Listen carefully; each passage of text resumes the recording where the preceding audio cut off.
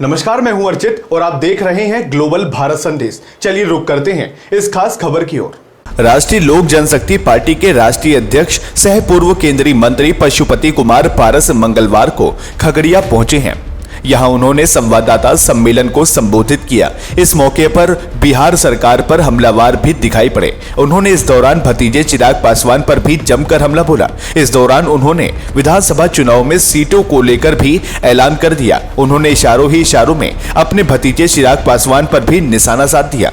कहा कि कुछ लोग ऐसे भी हैं जिनको 5-5 सीटें मिली, बावजूद उनके सभी लोग भाग गए। संगठन हमारा मजबूत है। संगठन के लोगों को मैंने कहा कि एनडीए के ईमानदार सहयोगी दल के रूप में हम हैं।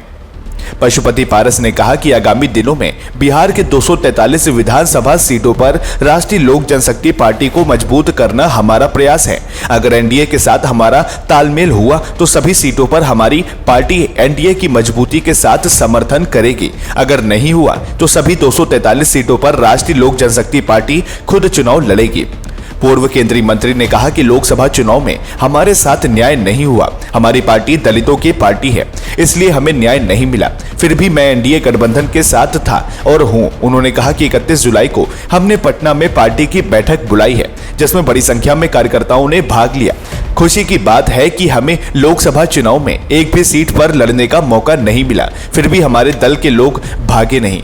पशुपति पारस ने अफसरशाही पर हमला बोलते हुए कहा कि बीते दिनों बिहार में दलितों के साथ 3-4 जघन्य घटनाएं घटी हैं, जिसका दलित सेना विरोध करती है। पशुपति पारस ने कहा कि ऐसा इसलिए हो रहा है कि बिहार में अफसरशाही है। प्रशासनिक चुप्पी के कारण दिन प्रतिदिन बिहार में अपराध बढ़ रहा है। अपराधियों पर अंकुश नहीं है। उन्होंने कानून व्यवस्था पर सवाल उठाते हुए कहा कि पहले गलत करने वालों को त्वरित सजा मिलती थी, अब तो 40 वर्ष के बाद फैसला होता है, तब तक अभियुक्त ही मर जाता है। उन्होंने कहा कि मेरे हिसाब से कानून में संशोधन होना चाहिए।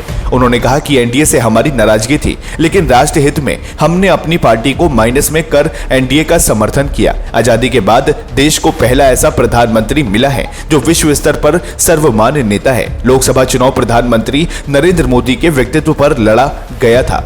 उन्होंने कहा कि डॉक्टर अंबेडकर दलितों, पिछड़ी जातियों को आरक्षण देने का काम किया था। हम प्रधानमंत्री नरेंद्र मोदी से मांग करते हैं कि भारत में आरक्षण की जो सुविधाएं दी गई हैं, उसे संसद में पास कराकर संविधान के 9वीं सूची में डाला जाए। उन्होंने 21 अगस्त को बहुजन समाज द्वारा आयोजित भारत बंद का समर्थन किया। उन्होंने पारिवारिक विवादों पर बोलते हुए कहा कि बाहर के लोगों से लड़ना आसान है, परिवार के लोगों से लड़ना बहुत मुश्किल है।